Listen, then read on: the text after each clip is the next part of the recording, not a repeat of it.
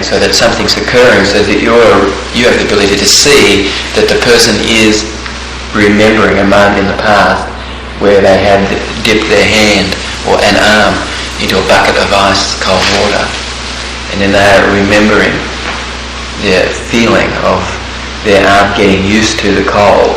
And I haven't talked about it being numb, but actually that's kind of what starts to happen when the arm starts to get used to something. So that this is a universal experience, and the experience is eliciting the state that would be necessary for something that you're going through. In this moment, maybe a sense of analgesic response. Okay, I'm going to click that. That's on. So what we're going to do now is we're going to do a demonstration, and basically a demonstration about state-dependent memory learning and behaviour. And Deanne has come up as a midwife, and she's interested in experiencing the phenomena of having an analgesic reaction take place in the body. So her body is really aware that it has this ability, and I'm going to be using some experience in the past that Dee's had, actually, where she really was able to move through something and not so much be concerned about anything other than there being a degree of comfort there.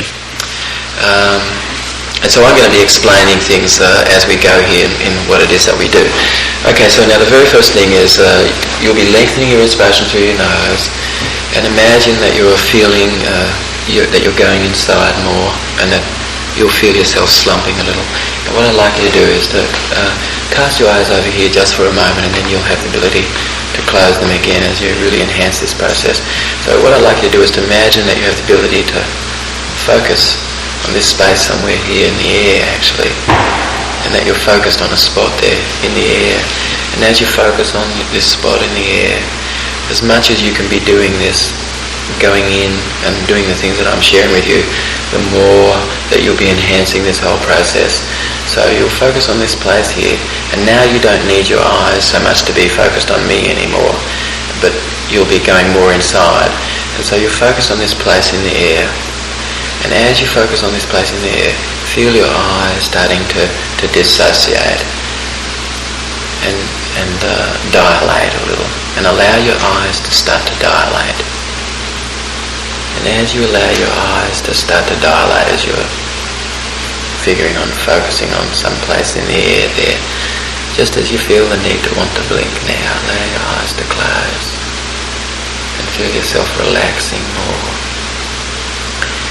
In the moment, what I'm going to have you do is go back to some experience that you've had, and maybe it was really a beautiful place where you were. When you're remembering some beautiful place where you've been, allow one of your fingers to lift, indicating that this finger is your yes finger. Okay. And whilst you're there, okay,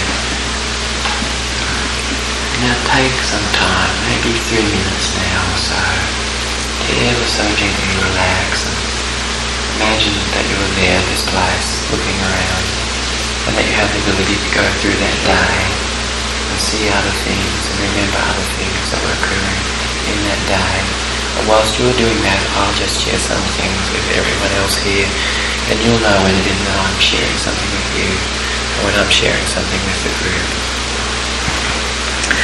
Okay, so the first thing that Dee did was she literally, when you're trying to focus somewhere in the air, of course, you know, there's no place that you can focus on, and so what it does is it naturally has the eyes dissociate, and the person is wanting a little more to go inside, and so that's partly what's occurring as a result of what I did with the eyes.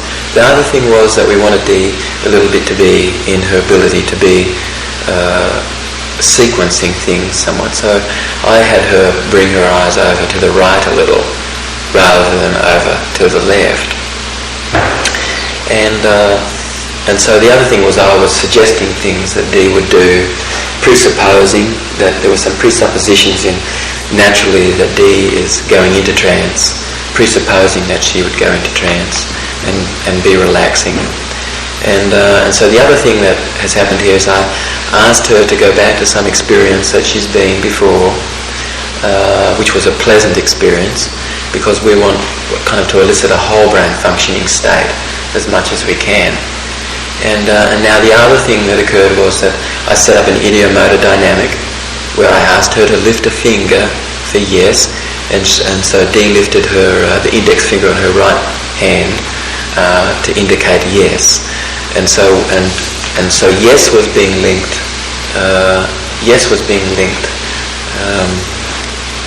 You're feeling like you'd enjoy relaxing a little more, and everything can be part of this. And you can be imagining what level of relaxation you can reach today, and that's okay, whatever that level is. The main thing is that you'll be feeling a sense of lightness inside, and that you're feeling that the more that we're going through this process, the more that you have the ability to be relaxing. And now what I'd like you to do is you can just bring this hand to your eyes and imagine that you have you're remembering the sound of the surf breaking on the beach. And as you are hearing the sound of the surf breaking on the beach, you can remember looking down the beach, seeing the waves and the sunlight in the waves. You can remember a moment in the past where you're walking down the beach and feeling the sand underneath your feet. And you're walking, and sometimes the sand is a little dry, and other times you walk close to the surf and the sand is a little wet. And then sometimes you walk right close and it rushes up past your ankles, the sea, and starts to draw the sand back out from underneath your feet, and you're feeling. And sometimes you turn to face the sun and feel the sun penetrating your skin. And other times you turn to walk back along the beach and feel the sun penetrating your skin on your back, and feel the soft sea breeze. And what I'd like you to do now is listen to the sound of the surf breaking on the beach. Allow this finger to ever so gently raise as you turn the volume up on the sound of the surf inside your head. And allow the sound of the surf to be inside your head. And every time that you turn the volume up on it, allow this finger to be raised. And the more that you turn the volume up, the more this finger raised. And the main thing is that you have this sound of the surf inside your head for this little moment. And this whole process will take maybe about 5 minutes. And sometimes there'll be a little ebb and a flow of the sound, and that you'll indicate that with your finger lowering and raising a little. And what an amazing thing it is that you have the ability to have the sounds of nature inside your head. Sometimes maybe it's the sound of running water trickling, or a babbling brook, or maybe a waterfall, or maybe you're in a valley looking down at the river and you hear the sound of the rocks rumbling in the bottom of the river as water rushes over the rocks. And what a wonderful thing it is to have the sounds of nature inside your head, and imagine every now and then that you even turn the volume up even more, and how loud sometimes that can be, and yet how comforting and soothing the sounds of nature can be, that you're feeling at one with all things. So it's a good idea to be with the person as much as you can be, and also to incorporate the things that happen, because that's very much part of everything. And so what I'm going to have Dee imagine now is that she's going to imagine now that she's going to dip this hand into some ice cold water. And as she's dipping this hand into some ice cold water, you can be imagining that your hand can lift off your knee. That's right. Excellent. And this time round, so actually the more that you dip your hand into the water, you can hold your hand up here. The more that you dip your hand into the water, it'll come down, and allow me to do this just a minute. It'll come down to about there, where it's right in the water. Okay. So you have a bucket of ice cold water, and that you're dipping your hand into that water. And what I'd like you to do is to imagine that you're hearing the sound of the surf still, and allow this finger to ever so gently raise as you're hearing the sound of the surf. And as you're hearing the sound of the surf and you're ever so gently lowering your hand into that ice cold water, and when your hand is all the way in and you can feel the water lapping up around your arm, allow your hand to be there for a little bit as it gets used to the cold. And whilst your arm is imagining that it's getting used to the cold, you're hearing the sound of the surf breaking on the beach. And intermittently sometimes you are feeling the ice cold water, your hand dipped into that ice cold water, and other times you are hearing the sound of the surf, and sometimes both is happening. And every now and then the sound of the surf will get a little louder, and so allow the finger to raise as it gets louder. That's good. Alright. Okay. So in a moment I'll come back and we're going to do some more things here in a second. So the main thing is also that you're creating a degree of incorporation so that the person is doing things. And the moment that your hand has got used to the cold water, what I'd like you to do is to bring this arm back over and place it on your leg. Okay, alright. Now what I'd like you to do is, as you hear the sound of the surf again, allow that finger to raise, and whilst you're hearing the sound of the surf, allow that finger to be raised. And in a moment I'm going to ask you to lift this thumb, and what I'm going to have you do is, when you lift this thumb, you're going to be feeling this hand where it is, and you're going to be feeling it on your leg. So as you start to still be hearing the sound of the surf breaking on the beach, sometimes you'll turn the volume up a little, and other times you'll turn it down a fraction.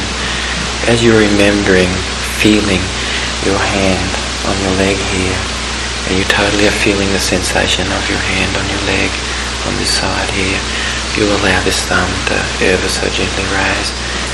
And the main thing is, whilst this thumb is raised, you'll be remembering your hand is in this position. And the more that you are remembering this hand in this position, the more you have the ability to raise this thumb. And take some time as you go into the feelings that are in this leg and the relationship of the joints here in your arm and how they're feeling.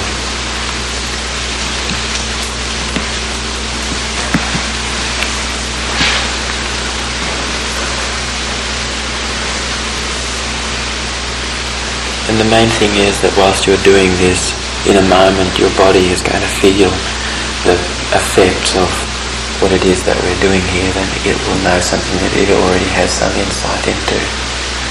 The main thing is that it'll have some sensations that are going to occur over here on this hand. So ever so gently, the more that your thumb raises, the more that you go right into this leg and feel your hand on the leg, and you go into your hand and feel your hand on the leg and feel the relationship of your arm being bent. And the main thing is that whilst you have this thumb raised, you're feeling your hand on your leg. Okay. And when you are totally feeling your hand on your leg, indicate by wiggling that thumb that's raising, wiggling the thumb a little bit, indicating that you're perfectly feeling your hand on your leg here. Okay, whilst you're feeling your hand on your leg, keep your thumb raised, and turn the sound of the surf up a little bit. Okay, now in a moment what I'm going to do is I'm going to move your hand to another location, and you're going to remember feeling your hand where it is. And whilst you're feeling your hand where it is, your thumb is going to be raised.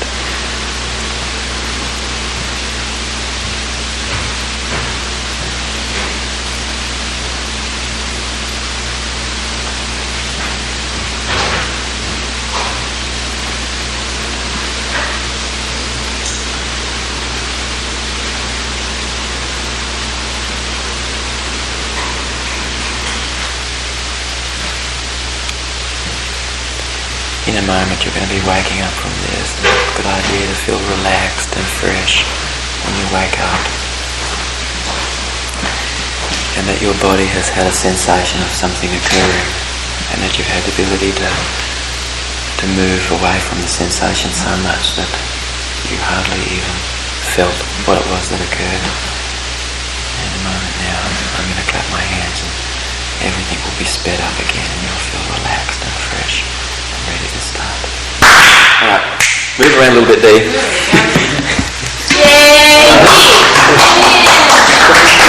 Just for a second. Is that on? Alright, okay, now, do you know, well I guess, what happened to your hand? What happened to your hand? When you did it? Yes. It didn't really hurt at all. Just how did the blood dripping out of your hand? there are seats, Mark.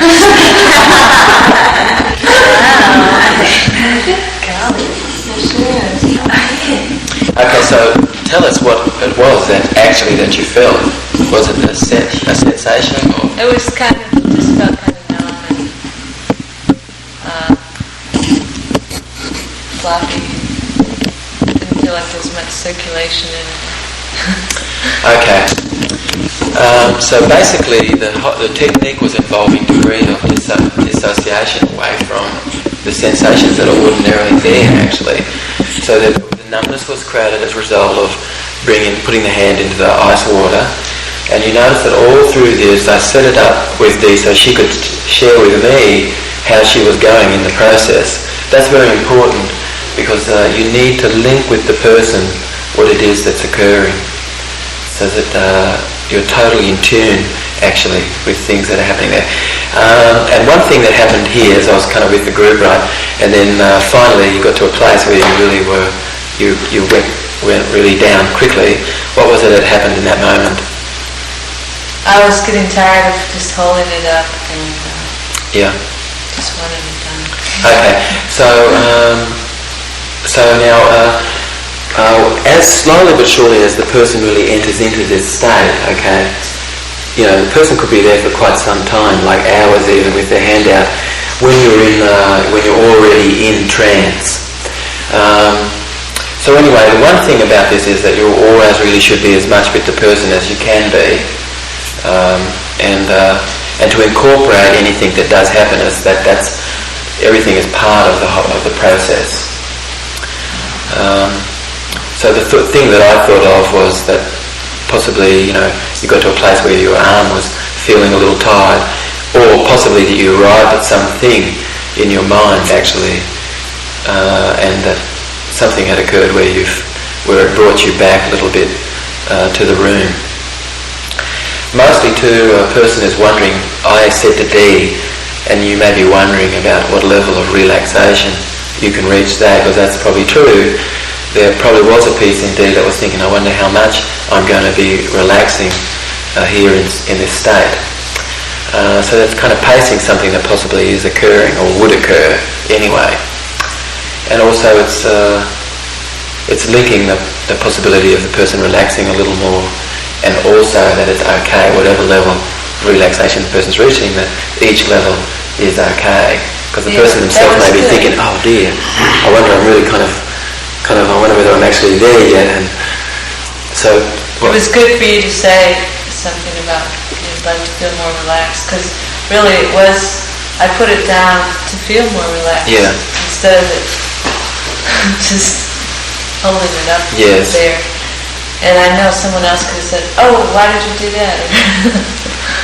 That wouldn't have helped.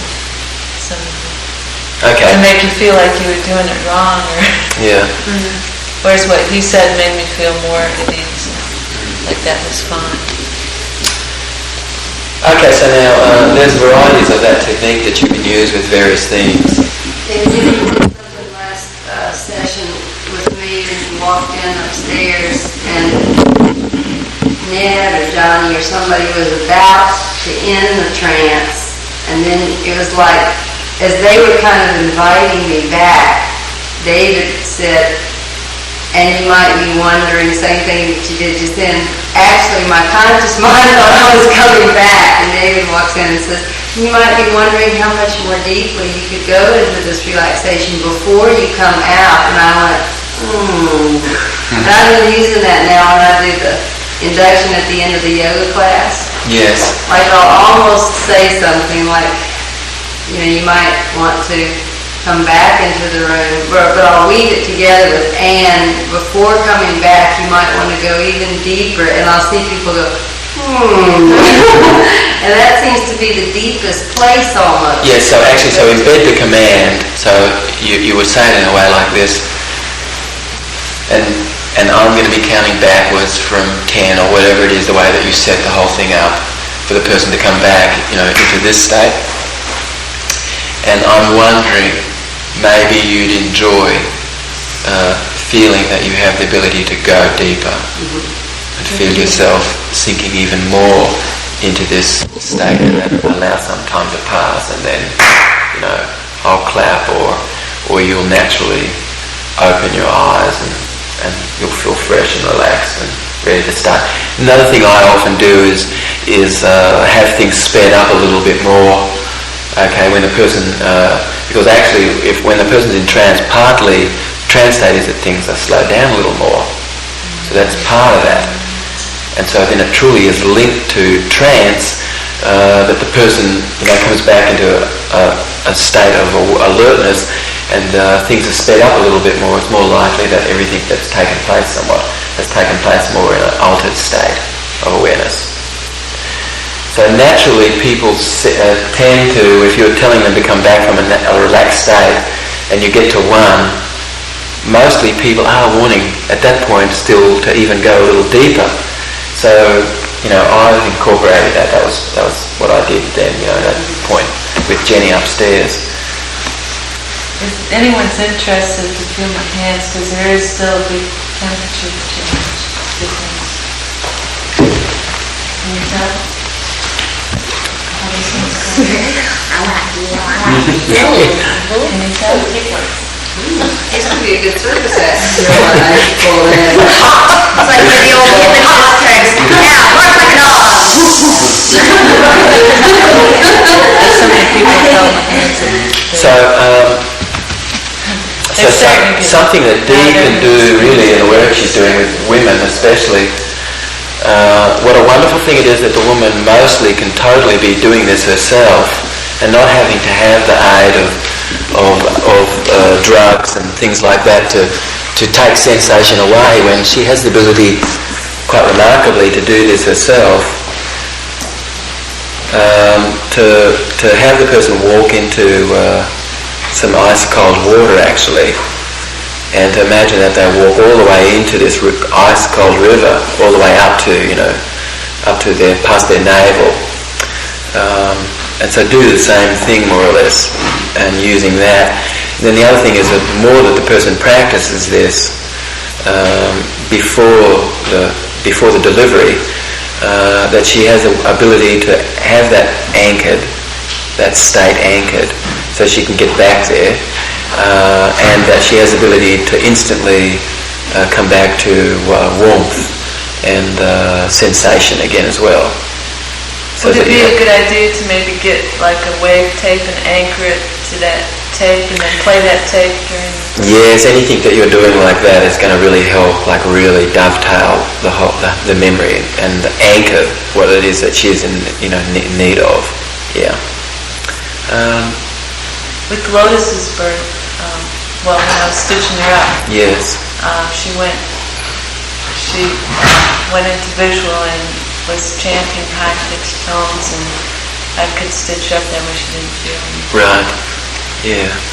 Yeah, it's quite excellent the work that you did with her, really. Yeah, very good. Okay, let's pause. So sometimes you'll want to elicit a state of dissociation. What would be the reason why you may want to elicit a state of dissociation for a person? When somebody is saying they're so caught up in stuff and they can't see through it. Overwhelmed. Okay, so then that To allow would be, comfort yes, and distance. Yes. Okay, any time when you're sensing that there's a need for comfort to be there with some situation the person's experiencing, and there's a need to move the person away from something, create distance. Okay. Like how are you feeling about feeling angry? Yeah, so that would be moving the person out, out of that state, right. That's the tricky. Well, I feel kind of like a shithead. So did you hear what Annie said actually, which is very important, and that's, Say it again. what is dissociation? Dissociation is a reference point outside and away from this our locus center of gravity. Okay? So that's basically the definition of dissociation. Actually, there's a really good definition in the vestibular paper, which is exact, but basically that's what it is, I think. And then when a person is associated, it's actually a person moving toward and it's within. But that's what this associated means, actually. So sometimes, in fact, you're really wanting a person to move away from something, and so then you're wanting a degree of comfort to be there. So you can double dissociate the person. Well, the first thing that you want to do if you're creating a degree of dissociation is create an anchor for the present tense, feeling comfortable and relaxed and fully aware of their environment, so that you anchor that state. So anytime that you want to bring the person back to a full awareness of the external world and orientation, that you can fire off that anchor and it'll bring the person back. So once you've established a here and now anchor, okay, present tense anchor, then you can ask the person to imagine that they have the ability to see themselves out in front. Let's just say that the reason why you're wanting to do this is because there's something that the person has experienced which really was quite horrific and leading to traumatic experience. And then you ask the person, is there a way that we can work with this situation and that you can be comfortable? And you realise the person's sort of saying yes, but you know inside that it's no. But anyway, the main thing is that you find that the person's wanting more comfort to deal with this. So possibly to gain information, because they may be so caught up in the thing, it may be so close to them that allowing them to move back away from a little bit enables them as feeling a sense of ease. So you could imagine that the person has the ability to be in a movie theatre and that they are sitting behind themselves, looking at themselves, looking up onto the screen. The screen can be something, something that actually the person's wanting to see through. Okay? And so the person's looking up on a screen at themselves involved in this activity, and then they get behind themselves and they're looking at themselves, Okay, so this is double dissociating. The more that you dissociate the person, the more likely it is that you take them into an area of the brain where something can occur on their leg or something like that, and they can hardly notice it at all. Okay, so mostly the person is moving away from being connected to their feelings and things, possibly so they can have insight into the process. You can, if the scene is something where it's kind of traumatic, you can make it black and white. So what if there's some memory that you really would enjoy kind of moving away from, so you can make it black and white rather than colourful, okay? And you can craze it, you can dull it, you can move it further away, you can slow the action down, you can fit commercials in.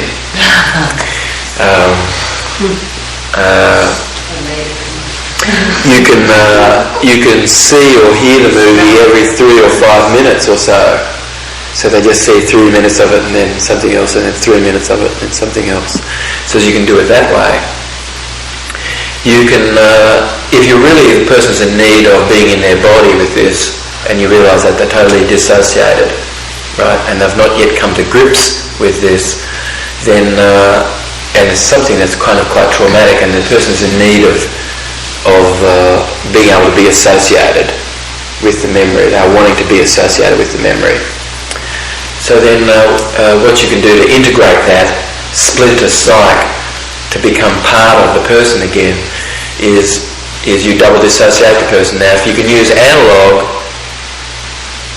that's very good too. So you can move the person back a little bit to dissociate more, back a little bit more to dissociate. So the movement becomes paired with the person's ability to dissociate. So let's say it's a traumatic experience, and the way that you're going to do this is the person's going to be in a movie theatre looking up at the screen of this thing occurring. And so you slow it right down so it's occurring just slowly, or you speed the whole thing up so that they see, go just to the very end, but not quite to the end, just before it finishes. And so you ask them to go to the place where just before the whole thing finishes. And at that point, then when they indicate with an ideomotor dynamic, and then you ask the person to run it back really quickly, run the movie backwards very fast to the beginning, and to indicate when they've done that. And then again to go to the place just before the thing finishes, and to imagine that you have the ability to run the movie back really fast. Running the movie back really fast just before it finishes, what it does is it wipes out feelings. It separates the feelings from actually what it was that occurred there. Running it in reverse? Yes, running it in reverse. When you say feelings, you mean kinesthetic? Yes. Because it's the feelings that the person's, uncomfortable, about something that they see, and you're wanting kind of for them to be regular more or less, and still yet have the ability to glean, from this what's needed.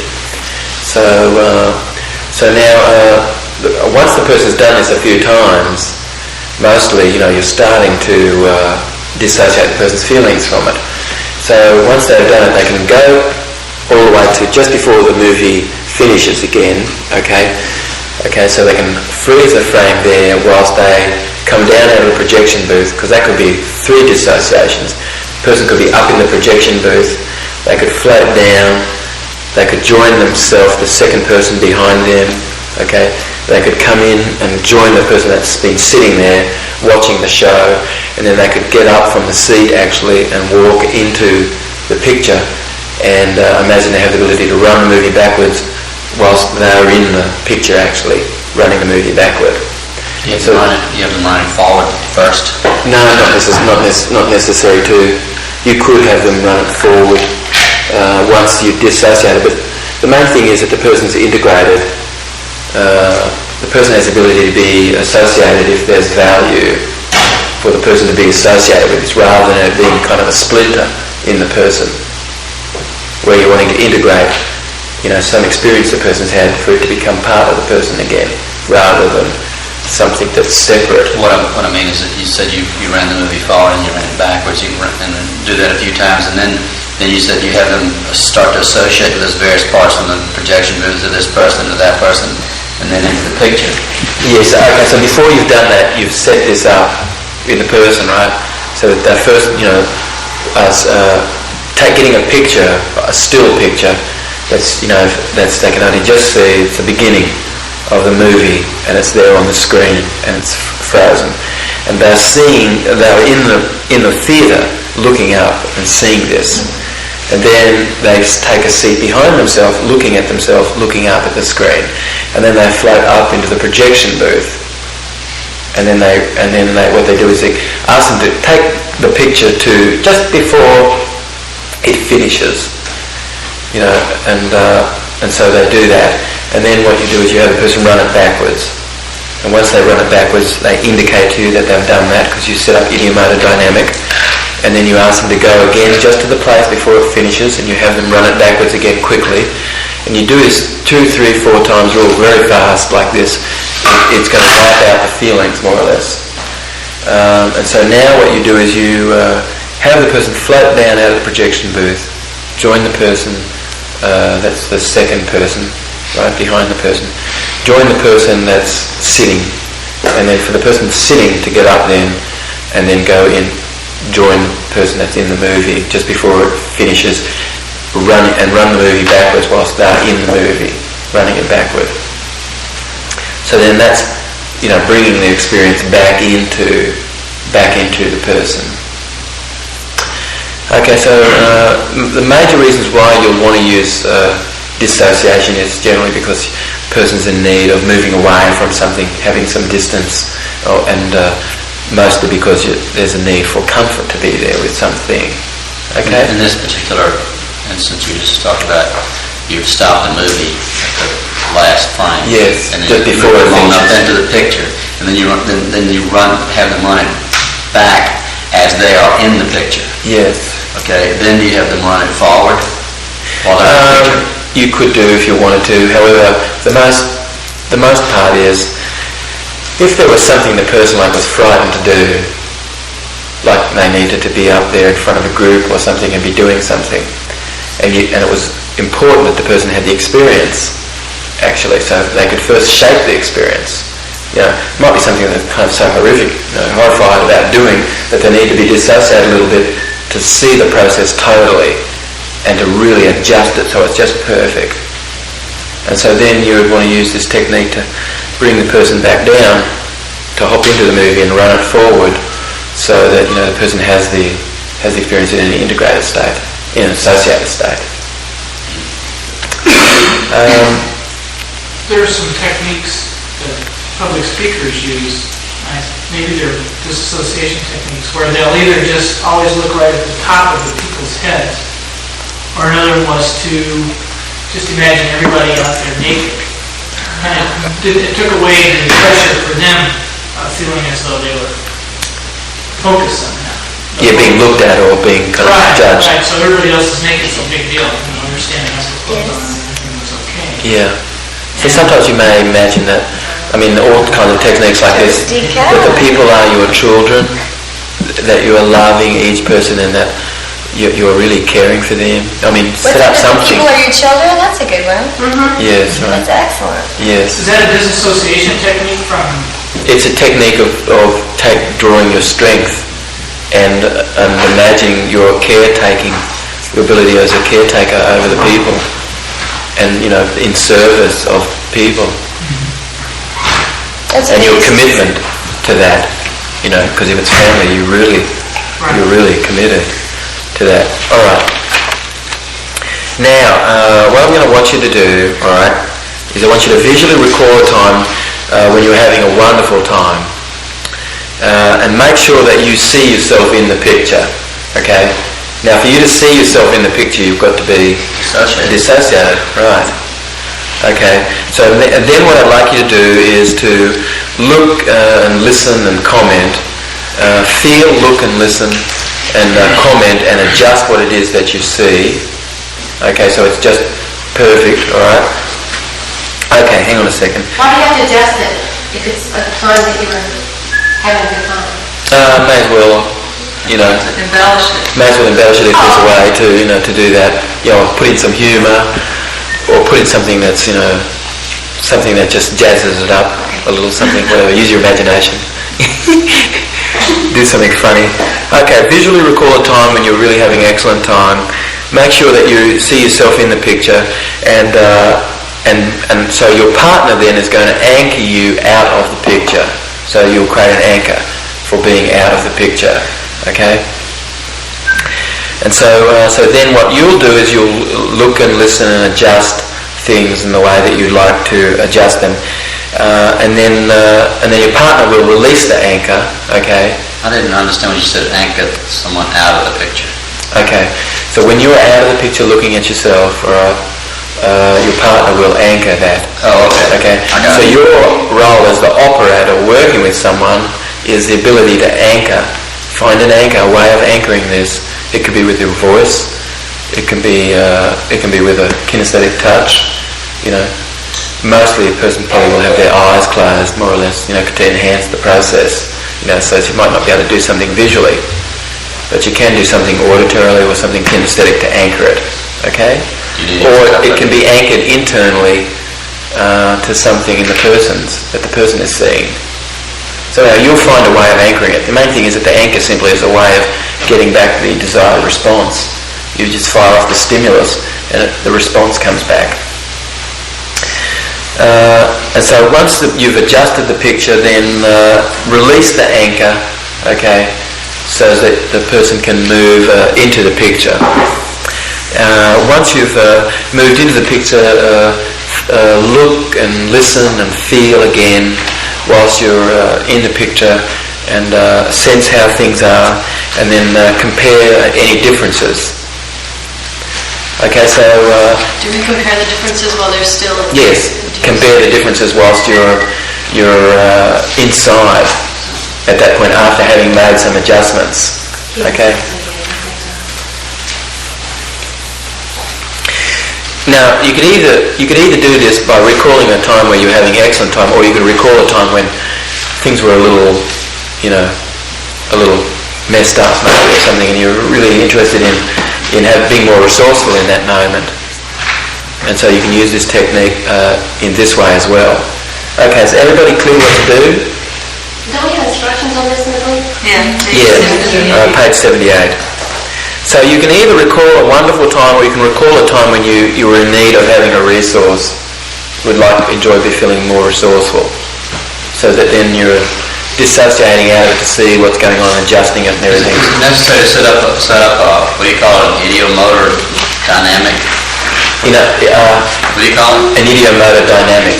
Is it necessary to do that to get, so that they can tell you when they've got the picture adjusted like they want it? I think it's a good idea as much as you can be setting things up like that so the person's going out of their auditory self. It's more likely that they're going into an aspect of the brain that's involving vision and feeling, and it's going into that hemisphere, that's the right hemisphere, that's involved actually in really being able to create brain entrainment and connections with internal milieu, which the right hemisphere is involved in. So visualising and feeling, this is majorly what the right hemisphere is involved in, right?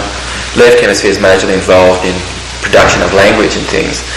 So you're wanting to access this person's right hemisphere. So it's a good idea to set up ideomotor dynamic. So the person nods their head or does something like that when they've got it, so that you know to move on or when to anchor. Okay? Alright, I think it'd be a good idea to be in threes again. And also let's join a group of three that you haven't been yet with. I'm pretty sure that that's possible. Okay, so let's do this, and when you've finished it, I'm going to be floating around. Look up when you've finished it, and then we'll wrap this session up.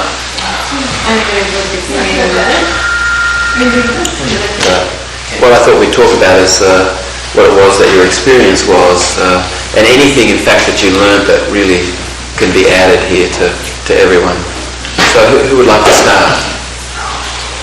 I learned that when I was associated, the feelings were a lot, the positive feelings were much stronger. Robust and... Yes, more intense and brilliant.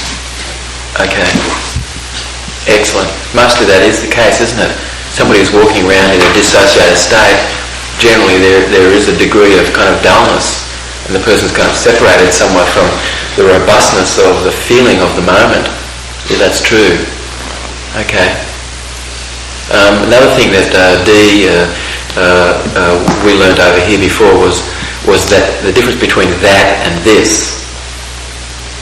What is the difference between that and this? That's over there and this is right here. Excellent. So this promotes nearness, that promotes distance. Okay? All right. As a pronoun. Okay. What else? What happened over here with that you learned that we talked about a little bit with Penny? One thing to talk her through the different possibilities as far as what things look like and sound like and smell like, and Feel. Helped her keep a picture. Excellent. So that getting back to picture involved memory of association, other things that were associated to the picture. In fact, that brought back the picture again. Because sometimes a person's not so visual inside their head, at the surface, but they're visual a little bit lower down. And so that to get them back to that state of what the visual picture was again, there's a need for them to remember who it was that was there maybe, where it was that was taking place, what was happening on that day, slowly but surely fitting the pieces back again. Okay, so that's important. Alright, what else do we have? What we learned from the exercise, David and Annie and I, was that it would be a wonderful thing to do just before you were about to do something. if you've got to get up to give a speech or do a dance or whatever, to go ahead and guide yourself or guide another person who is going to do this through the experience of seeing